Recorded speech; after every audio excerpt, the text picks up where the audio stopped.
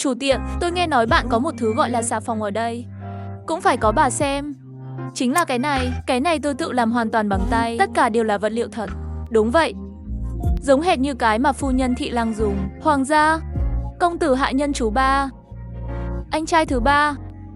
Lượng thông tin đột ngột này giống như một đạo sấm sét đặt trên nắp thiên linh của chủ cửa hàng. Chẳng lẽ ngươi là chú ba của tôm nhân? Các chị gái của tôi rất thích xà phòng bạn làm. Lão Tam Tôn đâu từng thấy cảnh này, lúc đó sợ hãi không biết phải làm nói gì. Chuyện đều đánh lên miệng quan tâm phu nhân. Bạn nhận ra tôi, sao bạn không nhận ra? Xà phòng này là cháu trai của Thị Lang đại nhân, làm với chú ba của hắn. Cô nói cô làm thế. Vậy không phải bạn là chủ thứ ba của tôm sao? Chủ tiệm, gói hết xà phòng thủ công mà anh Tôm mang đến. Chúng tôi đều muốn. Tiểu Tam ca không? Tam gia, mày xem tôi có mắt không biết Thái Sơn. Vừa rồi có nhiều sự chậm trễ, bạn đừng lấy nó vào lòng. Chủ cửa hàng, đây là chủ cửa hàng gì vậy? Không phải chủ cửa hàng, bạn gọi tôi là Tiểu Lan là được. Từ nay về sau, xà phòng bạn có bao nhiêu tôi tính bao nhiêu. Tiền kiếm được chúng tôi mở 37 cho bạn bày tôi 3. 00028 mở bạn 8. Tôi chỉ cần 20% tiền vất vả là được. Tam gia, đây là tiền hàng tôi đã thanh toán trước. Bạn đặt hàng, sau này hàng của bạn vừa đến tôi lập tức thanh toán, không bao giờ nợ. Kiếm tiền nhanh như vậy sao? Mỗi khi màn đêm buông xuống, trong thư phòng của thị trường luôn tụ tập một đám người tài giỏi. Họ là khách của Thị Lang nhà vua. Bắt nói chuyện mỗi người đều là người Trung Tuần Yến. Phòng trò chuyện, nó có thể quyết định danh tiếng của một tuần. Cho dù họ tranh luận muộn thế nào, cho dù chủ đề có nhàm chán đến đâu, hình bóng nhỏ bé đó luôn làm thẳng. Không ồn ào, lắng nghe chăm chú. Giá muối địa phương tăng vọt, người dân phàn nàn. Quan chức địa phương lên tiếng, các bạn có chiến lược gì không? Có thể giải quyết vấn đề hiện tại. Bạn có thể chuyển muối dự trữ từ kho chính thức. Áp lực giá. Nếu không làm như vậy sẽ làm tổn thương nghiêm trọng đến muối, dẫn đến sau này không ai muốn vận chuyển đến đây nữa. Nghiêm chính là dẫn chấn làm dịu cơn khát. Vậy thì nghiêm khắc nói chuyện riêng, chắc chắn là những kẻ buôn lậu đã làm gián đoạn thị trường. Ông già nghĩ nên do triều đình ra mặt, cung cấp cho người bán muối chính thức một khoản trợ các chi phí vận chuyển, khuyến khích họ tăng khối lượng vận chuyển, do đó tăng nguồn cung thị trường để giá muối tự nhiên giảm trở lại. Phương án này điều chỉnh rõ ràng, dữ liệu khiến tôi nghĩ là có. Phương pháp này của thật là an toàn nhất, có thể giải quyết vấn đề của dân chúng, cũng không đến mức làm tổn hại đến nguyên nhân gốc rễ của thủy triều quốc gia. Ông và Tôn chịu trách nhiệm xem xét tất cả các phương án. Cuối cùng, anh ấy đã đưa ra một kế hoạch mà mọi người trình bày trước mặt Thị Lang nhà vua. Ông Vương, thưa quý vị, Tôm có một chỗ không hiểu. Thật thú vị khi một đứa trẻ có thể hiểu. Tôm có gì tốt? Cũng có thể nói đến nghe. Cũng bảo tôi đợi, nhưng ông già này cũng thay đổi suy nghĩ. Ông Sun, xe và ngựa bị hư hỏng có được tính không? Hướng dẫn từ trạm quan đạo đến Chu phủ. Thiên nhiên luôn tính toán như vậy. Nhưng đá không phải từ quan đạo. Nó được sản xuất từ một tảng đá cách đó hàng chục dặm. Từ bãi đá đến đeo là đường đất gồ ghề. Tổn thất xe ngựa lớn hơn nhiều so với quan đạo. Và bây giờ là mùa thu, Hoài Nam mưa nhiều, đường bùn, tổn thất sẽ chỉ lớn hơn. Tôi vừa tính toán trước. Nếu bạn tính đến sự mất mát của các công cụ bằng đá trong đoạn này, sau đó khấu trừ một chút trợ cấp này của triều đình trên đường đi, bên vận chuyển muối không chỉ không có tiền kiếm được, em là còn lỗ nữa. Thương nhân không bán lỗ. Họ sẽ không vận chuyển muối mới, chỉ biết đun sôi hết muối trong tay. Chờ muối trên thị trường ngày càng ít đi, giá tăng lên trời rồi mới bán. Trong trường hợp đó, cuộc sống của dân chúng còn khó khăn hơn. Tôm người nói xong, số tiền của ông Tốc đã ra một lớp mồ hôi lạnh mịt. Là trợ lý đầu tiên của vua, bỏ qua một chi tiết chết người như vậy. Cho bạn, bảo vệ Hoài Nam không lưu trữ kéo dài gần 3 năm. Chọn hồ sơ gốc ra, đặc biệt là mưa mùa thu 2 mùa. Tính toán lại. Thị Lang đại nhân gia công tử nói không sai chút nào. Nếu thực sự thực hiện theo phương án ban đầu, người bán muối sẽ tích trữ. Hoài Nam nghiêm, thị chắc chắn sẽ sụp đổ. Ông Tôn chỉ cảm thấy trước mắt tối đen, niềm tự hào và kinh nghiệm cả đời bị một đứa trẻ 7 tuổi chọc giận tối nay. Lão già học nghệ không tinh, suy nghĩ không chu đáo, còn xin Thị Lang đại nhân đem tội. Nhưng chuyện này không phải lỗi của cô. Nhưng vẫn dùng lợi cũ, thay đổi 10 trò chơi chưa được cắm, cho nên phạt là bạn nhất định phải phạt. Anh ta không trừng phạt sự sơ suất của một mình bạn. Đó là sự lười biếng của tất cả các bạn. Bản quan nuôi các ngươi không phải để các ngươi nằm ở bộ phận công lao ăn tiền cũ, mà là để cho các ngươi mưu sinh tồn cho dân chúng thiên hạ này. Vì vậy, tất cả các vật liệu trong lễ hội, sinh kế của người dân trong 5 năm qua, số học kinh tế hồ sơ toàn bộ tự kiểm tra một lần, chứng nhận lại. Trong vòng 10 ngày tôi muốn xem kết quả. Về phần ông Tôn, bạn sẽ làm tay cho Tôm. Nó còn trẻ, năng lượng có hạn. Khi xem hồ sơ, bạn chịu trách nhiệm giúp anh ta lật sách mài, giải thích nguồn gốc của lịch cũ. Để anh họ cháu, người già nhất trong gia đình trợ tá, làm thư ký cho một đứa trẻ 7 tuổi. Tiền này trực tiếp đuổi hắn ra khỏi phủ, còn phải giết nữa. Lão già, vâng lệnh. Hồ sơ 5 năm chất đống cao hơn người, lá tre và trà đúng là mò kim đáy bể. Mọi người nhìn nhau, mặt buồn. Các vị, học sinh có một cách. Bạn có thể tháo dỡ và tóm tắt nội dung của tất cả các tệp, phân loại điền vào mẫu. Như vậy, chúng ta không cần phải đọc từng trang một. Chỉ cần điền nội dung tương ứng vào theo hình ảnh. Mạch máu của tất cả các hồ sơ đều rõ ràng trong nháy mắt. Tôi đồng ý, nghe là một cách tốt. Sao tôi không nghĩ ra? Đề nghị nhé. Theo phương pháp này, nó đã được sắp xếp trong vòng chưa đầy 10 ngày. Có đề nghị của tông nhân, mọi người dường như đã tìm thấy xương sống. Thời hạn 10 ngày chưa đến, ngôi nhà trên cây của Pander trong 5 năm qua. Sắp xếp tốt. Sắp xếp nhanh như vậy rồi. Lời của đại nhân lang. Chúng tôi dựa trên đề nghị của con bên trong. Điền tất cả nội dung vào bảng. Cho nên trước 2 ngày đã sắp xếp xong cuộn rồi. Xinh đẹp. Hiệu quả tăng hơn 2 lần. Đó là một thế giới khác biệt. Trước đây kiểm tra các vụ án cũ, chỉ cần tìm hồ sơ thì phải mất hơn nửa ngày. Bây giờ trực tiếp một bước là xong rồi. Ha ha, thật là một phương pháp phân loại. Đứa trẻ này có rất nhiều gương thông minh và trí tưởng tượng, gần như vượt quá người lớn bình thường rồi. Chỉ tiếc là Tôm sắp tham gia hương rồi. Nghĩ rằng anh ấy sẽ rời xa tôi một thời gian, tôi có chút không nỡ. Nếu hắn đã nổi lên ở kinh thành này, sau lưng không biết có bao nhiêu đôi mắt nhìn chằm chằm hắn, cho nên kỳ thi này anh ta không thể tham gia. Tìm cách. Hãy để Tôm làm việc cho ta càng sớm càng tốt. Vương Tiến Tu lập tức hiểu, Hoàng thượng đây là muốn cho mình cùng hắn diễn một vở kịch. Một cái bánh tôm từ từ đẩy đến bên cạnh Hoàng đế và màn trình diễn hoàn hảo. Hoàng đế muôn năm.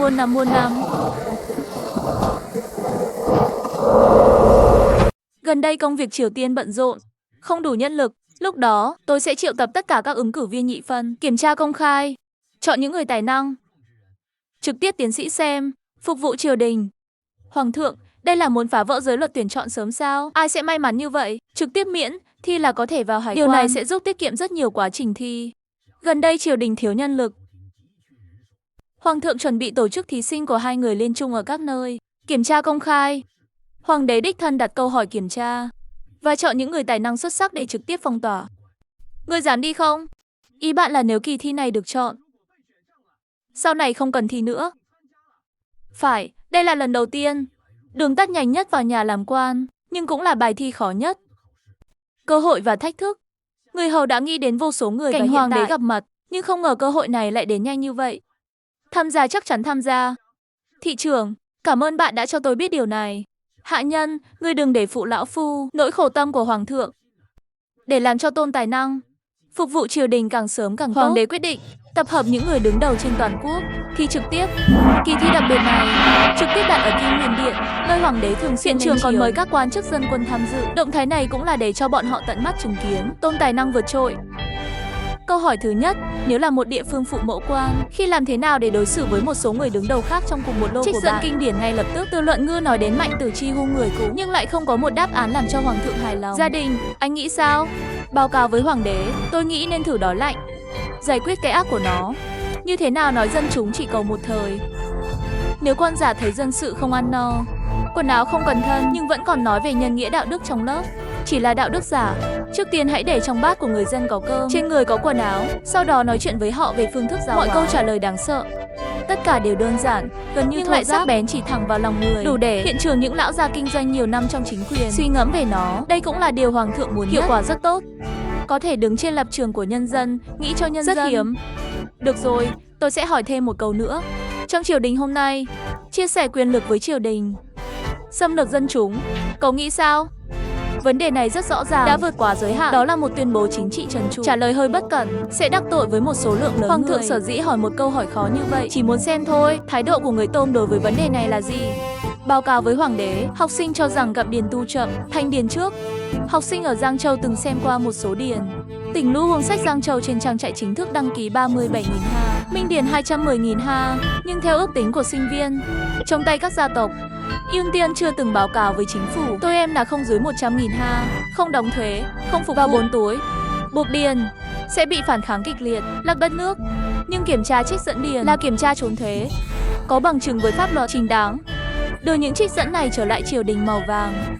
Thế sẽ đây, Chờ kho bạc nhà nước phong tỏa lại nghiêm ngặt. Bây giờ điền thì sức đề kháng giảm đáng kể. Nghe đây, trong mắt Triệu Nham lóe lên một tia sáng vàng. Người Tôm không ở trong đội, mà là nói chuyện với sự kiện và số liệu. Hay lắm. Nhưng nếu thanh trà uống điền uống chỗ nào phân biệt rõ ràng, làm thế nào để xử lý? Triệu Nham từng bước ép chặt, chỉ thẳng vào sự khác biệt giữa sự lạnh lùng. Hắn muốn để cho những này dân võ bách quan tâm phục khẩu, học cách chữa trị thực sự với người Tôm. Quốc đạo kiểm tra trước vì tạm biệt đúng sai, dân nếu không bị đẩy đến đoạn đường tuyệt vọng sẽ không chạy trốn nguy hiểm. Kiểm tra xem là gia đình Xích kích động sau lưng hay là dân chúng có bất công. Người trước nên dùng phương pháp sấm sét để trấn áp phòng ác, bình định cái ác. Người sau phải làm chủ cho dân, trừng phạt bất hợp pháp. Tốt một cái kiểm tra trước, tạm biệt đúng sai. Nếu người làm quan đều có thể có tâm này, thiên hạ thù gì không thái bình. Tài năng của con trai này không có trong thơ ca, trong đời này. Đây mới là trụ cột triều đình mà trẫm muốn. Sau câu hỏi trực tiếp hôm nay, tôi cho rằng gia đình này tuy còn trẻ nhưng thấy thế không phàm, bình tĩnh, công dụng lớn, bất thường như vậy có thể so sánh. Cho nên Trần Giang đặc biệt miễn thi nhân tôm, trực tiếp tặng danh hiệu nhân viên nhận tôm, bị Hàn Lâm Viện thử độc từ lục phẩm. Cái gì miễn thi 6 sản phẩm? Nhà Hàn Lâm, nó hoàn toàn khác với hệ thống nghiên cứu khoa học của tôi. Chúc mừng Hoàng thượng có được gia tài này. Chúc tôi thành công, quốc thái dân an, thịnh vượng. Khi mọi người thắc mắc, Vương Kính Tu dẫn đầu tuyên bố ủng hộ quyết định của Hoàng đế ngay tại chỗ. Nhưng luôn có một số ít người không thích đáng sợ. Bệ hạ, ngài si dâu, hạ quan cho rằng không ổn. Làm thế nào một đứa trẻ 7 tuổi có thể vào nông nghiệp ở Hanlin? Làm thế nào có thể truyền ra khỏi chức vụ lục phẩm? Chẳng phải làm cho thiên hạ người cười ta triều đình không có người sao? Đổ đầy bằng số. Đúng vậy, lực này mở ra, hậu quả có vô tận không? Bệ hạ nghĩ, tài năng của một người không liên quan gì đến tuổi tác, miễn là có thể thêm gạch cho thiết kế của Giang Sơn. Là cột trụ của tôi. Đó là phúc âm của người dân trên thế giới. Vâng, vẫn là Vương Ái Khanh hiểu tôi nhất. Ta muốn là trụ cột thật sự quan tâm đến nhân dân, chắc chắn không phải là một số người thô tục với túi da rộng. Vì vậy, vấn đề này đã được giải quyết như vậy. Hai vị quan chức phản đối kia mới hiểu ra, cái gọi là chọn tất cả, từ đầu đến cuối chỉ là một hình thức. Kết quả thực sự, rất lâu trước khi họ bước vào cung điện này, đã được Hoàng đế quyết định rồi. Phụng Thiên vận chuyển Hoàng đế. Hanling Garden mới khoa giới thiệu nhân tài nhanh nhẹn. Thông tin. Bắt nó tiếp tục cố gắng. Đừng báo cáo cho tôi. Chính chết rồi, tiên nhi của tôi lại làm quan rồi. Không phải tôi đang mơ sao? Mới 7 tuổi đã nhập triều làm quan. Tôi kết hôn, cuối cùng cũng có người làm quan. Cuối cùng tôi cũng thành công. Thánh chỉ này không chỉ là sự ngưỡng mộ của Hoàng đế đối với một đứa trẻ, giống như một lời thề, một nơi trú ẩn im lặng. Hôm nay là Tôm, ngày đầu tiên đi Hàn Lâm Viện làm công việc. Tôm Nhân mang theo vài phần mệnh quan triều đình, bước vào phòng thí nghiệm sắp xếp sách cổ. Ôi, đây là bếp tôm mới. Đến đây, Tôm. Ngồi đây. Lão Phu, ở đây có yêu kia Long Tỉnh vừa mới lên. Lãnh đạo là một ông già râu trắng, trực tiếp đưa sách cao nửa người cho người Tôm. Tôm nhỏ, bạn mới đến đây. Trước tiên hãy làm quen với nội dung công việc của chúng tôi. Đây là những luật lệ của triều đại trước. Bạn chịu trách nhiệm phân loại nó để xuất bản. Nếu có sai sót thì ghi lại. Sống không khó, chỉ là tẻ nhạt, đừng vội. Người hầu không nói nhiều, rồi lao đầu vào trong núi sách. Sắp xếp sách có vẻ đơn giản, thử thách sự kiên nhẫn của một người, cẩn thận và học hỏi. Một chữ sao chép sai, một tập tin bị đặt nhầm, tất cả đều có thể dẫn đến sai lầm lớn. Đột nhiên hắn ở một cuộn về hồ sơ hạn ngạch phấn mắt Giang Nam, tìm thấy một điểm đáng ngờ. Những người bình thường có thể đã bỏ qua nó trong nháy mắt, nhưng Tôm rất nhạy cảm với số và định dạng, làm cho hắn lập tức phát hiện có gì đó không ổn. Luật này ghi lại hạn ngạch của một số thương gia muối lớn ở Giang Nam so với kho lưu trữ nhiều hơn 30%, và đằng sau những người bán muối này không ngoại lệ, tất cả đều chiếm những tác phẩm nổi bật của triều đại hiện nay. Giả mạo luật pháp quốc gia, trộm dầm đổi cột, hạn ngạch phấn mắt vàng, đây là tội lớn mất đầu. Đúng lúc này, phát hiện ra, người Tôm sau vẻ mặt nghiêm túc đi tới xem rốt cuộc. Chỉ nhìn một cái thôi, nụ cười trên mặt lão học sĩ lập tức ngừng lại. Hắn sống cả đời, quá rõ ràng đằng sau tờ giấy mỏng này, loại mưa máu nào ẩn giấu. Thật đáng sợ, đây là trường hợp cũ của triều đại trước. Độ sâu của nước rất rộng. Cô còn trẻ, đừng tìm hiểu. Từ nay về sau, 5 người các người mỗi đêm ẩn nấp quanh đây. Chào anh Tôm, cô đang làm gì vậy? Nhà họ Trương và nhà họ Lưu đã ăn sâu ở Tây Thức nhiều năm. Chúng tôi đột nhiên xuất hiện, cậu nghĩ họ sẽ bỏ cuộc sao?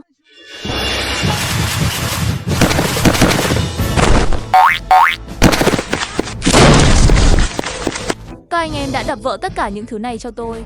Cuối cùng lại ngâm nước tiểu khuấy một chút. Nhìn con tôm kìa, con có thể phát minh ra kem nước tiểu gì nữa.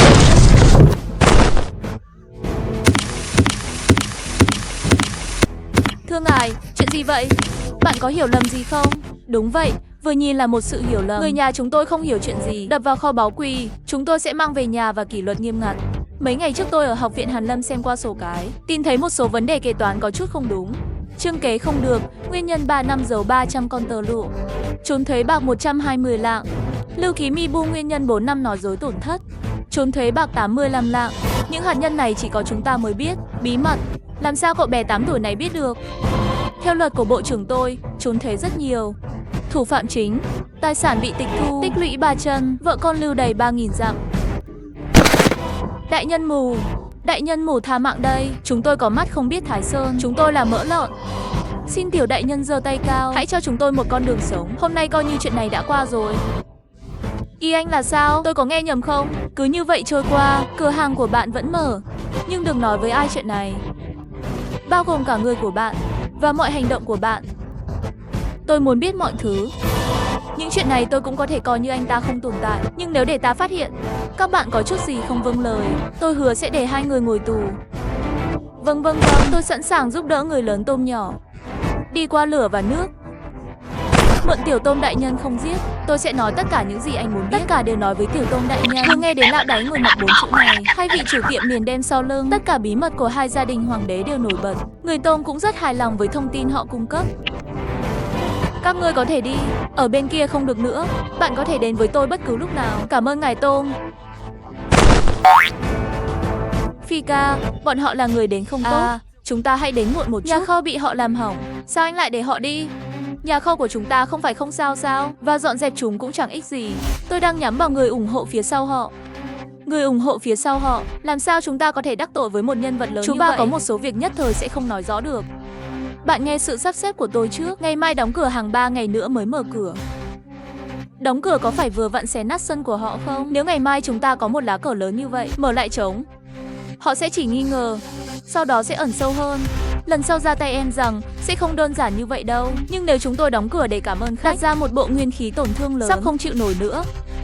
Đoán xem, họ sẽ nghĩ chúng ta thật sự sợ hãi, sau đó sẽ thả lỏng cảnh giác. Thậm chí sẽ chủ động nhảy ra ngoài rơi xuống giếng. Vì vậy, chúng tôi không chỉ đóng cửa, còn phải đóng như người mẫu nữa. Ha ha ha, vẫn là anh trai mù nói chu đáo. Chú ba nghe lời anh Phi. Ha ha ha, đây không phải là tôi đã nói từ lâu. Đối phó với thằng nhóc nhà Tôm, không cần phải uốn cong nhiều như vậy. Gọi thẳng đến cửa đi, xem anh ta có thể đào được sống gì. Trương Tu nói là cái thứ nhỏ bé kia chiến đấu có Vương Thế Lang ủng hộ. Tôi thực sự nghĩ mình là một nhân vật. Bây giờ cửa hàng đã đóng cửa, tôi xem sau này anh ta còn làm sao ở Tây Thi nữa. Chủ cửa hàng trong miệng họ, trong gia đình của họ, người dân được gửi đi chăm sóc kinh doanh. Hôm nay cái này chính là hai người bọn họ lợi ích. Mục đích chính là muốn nghiền nát hoàn toàn nền tảng của nhân tôm ở Tây Thi. Ngay khi hai người cho rằng đại cục đã định, một người đàn ông sắc mặt trắng bệch xông vào. Chủ nhà không tốt rồi. Tôm kẹp ở 3 góc phố khác của Tây Thi, mở thêm 3 chi nhánh nữa. Nhỏ vừa đi ngang qua, chính mắt nhìn thấy 3 cửa này treo lụa đỏ. Trận chiến đó còn nóng hơn năm. Những người mua hàng sắp phá vỡ ngưỡng cửa rồi. Không thể nào, nhưng cửa hàng cũ bị chúng tôi đập phá hết rồi. Tiền vào hàng đâu ra? Mở 3 danh hiệu. Vô tội vạ, chắc là vô tội vạ. Thằng nhóc đó luôn mưu mô. Sáng mai cử người đi, bất kể anh ta bán gì, chúng tôi mua hết rồi. Tôi muốn xem anh ta có thể cầm cự được bao lâu. Đây là liều lượng thông thường của họ. Sau khi mua số lượng lớn, một bên sao chép một bên mua hết nguồn hàng của bên kia. Cuối cùng, sử dụng nguồn vốn và kênh dồi dào tấn công thị trường với giá thấp hơn, làm cho đối thủ mất hết tiền.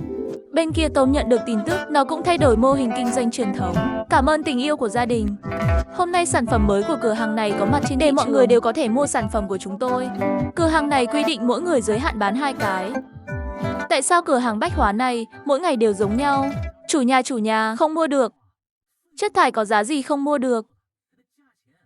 Giá gấp 10 lần cũng mua lại cho tôi. Không phải về tiền, họ giới hạn mua, mỗi người chỉ có thể mua một cái. Hạn chế mua hàng là gì? Hạn chế mua hàng là gì? Sao tôi chưa từng nghe qua? Hôm nay họ bán 2 thứ. Cũng là nến pha lê, thắp sáng một mùi hương kỳ lạ. Nghe nói là đơn thuốc từ Tây Vực. Còn một cái nữa là loại cỡ bàn tay đó, sử dụng lon nhỏ, có thể đựng bột nước ghe của nhà con gái. Trẻ em muốn mua thêm, nhưng quy tắc trong cửa hàng của họ rất nghiêm ngặt. Nói chủ nhân có lệnh, những điều tốt đẹp phải để nhiều người xem hơn. Cho nên mỗi người giới hạn mua một cái. Dưới 53 cửa hàng đã bán hết. Nguồn hàng kiểm tra chưa? Đã kiểm tra đều không nói rõ, chỉ biết hương liệu của nến thơm. Trong cửa hàng gia vị ở Kinh Thành chúng ta đều không có, lạ thật. Sao có thể có người chủ động đẩy công việc kinh doanh đến nhà ra ngoài? Bán tốt thì nên thêm hàng mới đúng. Giới hạn từ vượng phía bên kia, nhìn thấy hai bàn tay được bán trong cửa hàng tôm, đột nhiên có ý định đổi chủ nhân. Tôm này cũng rất giỏi kiếm tiền. Sao chúng ta không trực tiếp đến chỗ Tôm đại nhân? Theo anh ta chắc chắn tốt hơn 10.000 lần so với nhà chủ hiện tại. Tôi cũng nghĩ vậy. Nếu không chúng ta sẽ đến nhà vua ngay bây giờ. Cửa biệt viện của thị lang, cho dù là quỳ xuống dập đầu, cũng xin hắn cho chúng ta một con đường sống. Được rồi. Con chó của nhà họ Trương tôi lại muốn chạy đi làm chó cho người khác. Một con búp bê 8 tuổi. Đây không chỉ là sự phản bội, thật là xấu hổ. Chuyện của anh Trương đã đến đây rồi. Tức giận cũng vô dụng, hai thứ rác rưởi này không thể để lại nữa. Đúng vậy, không thể giữ lại được. Vị trí chủ cửa hàng cũng nên đổi người khác. Bên tôi đã sắp xếp xong rồi. Cháu trai tôi Lưu Mãnh làm ở cửa hàng gần 10 năm. Trung thành, hoàn toàn đáng tin cậy. Bên này tôi sẽ để cháu trai tôi mở tay đắt tiền. Tất cả đều là người biết rõ. Sẽ không có gì sai nữa. Hai chủ cửa hàng mới vừa nhậm chức bắt đầu bán. Sản phẩm giống hệt như cửa hàng tôm, nhưng giá lại rẻ hơn một nửa. Mục đích là đánh cuộc chiến giá cả, làm gián đoạn trật tự thị trường, để đồ nhân tôm không bán được. Ngày đầu tiên Tôm đến viện Hàn Lâm nhậm chức, tôi thấy rằng dữ liệu của một số sổ cái rất đáng ngờ. Và các thương gia đằng sau những sổ cái này chính là hai cái màu vàng đã đầu độc và giết chết nhà thương gia Trương gia Hà gia. Giả mạo luật pháp quốc gia, trộm dầm đổi cột, hạn ngạch phấn mắt vàng. Đây là tội lớn mất đầu. Đúng lúc này, phát hiện ra, người Tôm sau vẻ mặt nghiêm túc, đi tới xem rốt cuộc. Chỉ nhìn một cái thôi, nụ cười trên mặt lão học sĩ lập tức ngừng lại. Hắn sống cả đời, biết quá rõ tờ giấy mỏng này, đằng sau lưng có gió tanh mưa máu như thế nào. Thật đáng sợ, đây là trường hợp cũ của triều đại trước. Độ sâu của nước, ngàn ngay cả rất rộng, cô còn trẻ. Đừng tìm hiểu. Đây không phải là để đầu độc tôi. Tài khoản giả của hai đại lý hoàng gia đó sao? Tại sao không ai dám động đến họ? Cử nhân đại nhân yên tâm, tôi chỉ là người bán hàng để học tập. Nếu không có ai động được Trương gia và Lưu gia, hai vị hoàng thương điên cuồng này, vậy thì tôi phải tự trả thù. Những ngày ở Kim Tâu lặng lẽ lướt qua trong bận rộn và đầy đủ như vậy. Gia đình Tôm sống ở Bắc Kinh đã dần thích nghi với cuộc sống xa hoa. Chẳng bao lâu sau, bà cô đã sinh ra một cậu bé to béo. Để con Tôm thứ ba mong chờ con trai cuối cùng cũng đạt được điều mình muốn. Chú ba, tôi đang ở trong con hẻm bán đồ tạp hóa ở phía Tây. Nói về một cửa hàng, nhưng chim sẻ mặc dù nhỏ và đầy đủ. Sau này, chúng ta tự làm chủ bán hàng kiếm tiền nhé. Đó thật sự là hạnh phúc đôi. Tôi không chỉ có thêm một đứa cháu trai, ở nhà còn có cửa hàng riêng của tôi. Sau này ngày càng ẩm ướt. Chủ Tôn Nhân bây giờ chỉ biết làm xà phòng. Mở cửa hàng này làm ăn, chú ba hoàn toàn không biết đâu. Nếu không kiếm được tiền thì sao? Yên tâm đi, chú ba, đến lúc đó tôi sẽ dạy bạn cách kinh doanh. Anh Tôm, anh bận quá, phải dạy chúng tôi làm ăn kiếm tiền. Chúng tôi nợ anh quá nhiều. Chú ba ba thím mồm ngu ngốc. Nhưng tình yêu này chúng ta đều ghi nhớ trong lòng. Chú ba, hai người nói vậy là thấy ngoài rồi. Chúng ta là gia đình, giúp đỡ lẫn nhau là nên làm. Ha ha ha, tất cả là gia đình. Chờ cửa hàng mở cửa thì làm tốt nhé. Đừng để mất người của nhà Tông chúng ta. Trương gia Lưu gia, ta muốn bắt đầu tấn công. Sẵn sàng chưa? Tôm, bạn đang làm gì vậy? Cửa hàng mới mở không có nhiều người, như vậy đánh dấu rõ ràng, giá cả đặt ở bên đường. Khách hàng nhìn thấy sản phẩm quan tâm, sẽ vào cửa hàng để hiểu. Câu là như vậy được không? Thử xem. Quả nhiên đến ngày hôm sau, bảng quảng cáo nổi bật và bảng giá rõ ràng, thu hút sự chú ý của nhiều người qua đường. Nhiều người nhìn thấy thức ăn và giá cả, rồi đi thẳng vào cửa hàng. Ngày đầu tiên kinh doanh không chỉ về vốn mà còn lợi nhuận ròng. Chú ba chỉ bán những thứ hàng ngày này không được. Để kiếm thêm tiền, phải có thứ mà người khác không có. Ví dụ, gần đây trời nóng, kem của chúng ta, bạn có thể thêm đậu đỏ hoặc đậu xanh nấu chín vào bên trong, đổ thêm một muỗng mật ong nữa. Tên là tương tư hồng đậu tuyết. Bánh đậu xanh tươi, giá đắt hơn 2 xu so với kem thông thường. Người khác ăn là đá, chúng tôi để khách hàng ăn là tâm ý và hương vị. Ý tưởng này tốt, sao tôi không nghĩ ra? Bạn có thể kiếm tiền khi nghe kem đặc biệt của Tôm đã được giới thiệu, lập tức cháy cả con phố. Tên mới lạ, hương vị ngọt ngào khiến mọi người trở nên hấp dẫn, nhưng cũng nhanh chóng khiến hai người kia sự chú ý của gia đình Thương Trương. Mới là tiểu lục phẩm sesame quan thì muốn làm ăn. Dũng quá. Đây không phải là vừa vặn cho ta cơ hội báo thù sao? Công việc kinh doanh của anh ta không phải đặc biệt hát sao? Chúng tôi lập tức cắt nguồn hàng của anh ta, để cho đứa nhỏ này nếm thử giang hồ hiểm ác. Đúng, cách tốt của giáo viên này khi anh ấy nóng nhất. Sau đó lại tìm người làm cho hắn vấp ngã trên chính trường, đầu độc hoàn toàn quan độ vào công việc kinh doanh của hắn, xem hắn còn như thế nào ở kinh thành này sống sót. Chủ cửa hàng Lưu, ý bạn là gì? Sao cái kẹo này đắt hơn 20% so với ngày hôm trước? Và nhà máy sản xuất kẹo trắng này có nghĩa là như vậy. Bây giờ cả thành phố Tây, chỉ có hàng của tôi là đầy đủ nhất và tươi nhất. Công việc kinh doanh mùa hè của bạn rất tốt. Tiêu thêm 2 đồng tiền này là cái gì? Con muốn phía sau còn có người xếp hàng chờ không? Tôm thứ ba sau khi trở về vội vàng chạy quanh cửa hàng. 20% này nghe không nhiều lắm. Nhưng ngày tháng trôi qua, loại bỏ tiền thuê lao động, lợi nhuận sẽ giảm hơn một nửa. Không được, chuyện này phải đợi người nhà về. Yum, anh Phi, bạn đã trở lại. Cửa hàng của chúng tôi xảy ra chuyện lớn. Vẫn chưa đợi Tôm nói chuyện, Tôm thứ ba sẽ biết. Long đi mạch toàn bộ nói ra. Đây không phải là bắt nạt sao? Đây không phải là đẩy chúng ta vào con đường chết sao? Tôi không thể nuốt được. Tôm không ngạc nhiên sau khi nghe, bởi vì anh ấy đã chờ đợi khoảnh khắc này rất lâu. Chú ba đừng lo lắng, vì các nhà bán sỉ này tăng giá vào thời điểm này. Vậy thì chúng ta sẽ cắt đứt con đường tài chính của họ. Chúng tôi có thể nhập hàng trực tiếp từ nguồn gốc, hơn cả hàng hóa của những kẻ buôn bán thứ hai này. Rẻ hơn nhiều. Tôi đã xem qua vận đơn của họ ở học viện. Mật ong bắn tung tóe trái cây khô, đường trắng, chỉ cần gửi cho bên đó một lá thư, họ sẽ giao hàng đến nhà. Đến lúc đó tôi sẽ cung cấp nguồn gốc, giới thiệu trực tiếp với các thương gia khác. Còn có thể như vậy, tôi chỉ muốn mua hàng ở thủ đô. Sao không ngờ lại trực tiếp bỏ qua người bán sỉ, lấy hàng từ nguồn. Tôi bây giờ chỉ cần gửi một lá thư cho nhà cung cấp ở nơi xuất xứ. Chú ba, chú đi làm một việc, tìm vài hộ vệ võ công cao cường, tốt nhất là loại cựu chiến binh đó. Phổ công cao cường hộ vệ. Tìm hộ vệ làm gì? Đến lúc đó bạn sẽ biết. Ngày hôm sau nhận được tin nhắn Tô Kế lương hành. Tối hôm đó đã đích thân đến nhà thương lượng.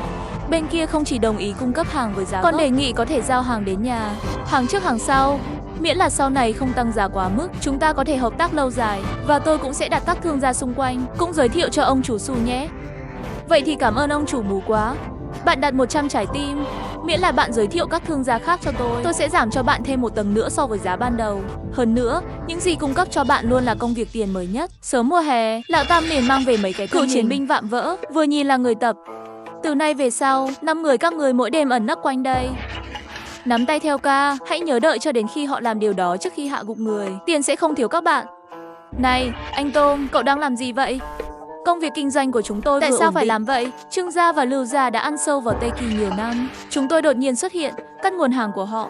Cậu nghĩ họ sẽ bỏ cuộc sao?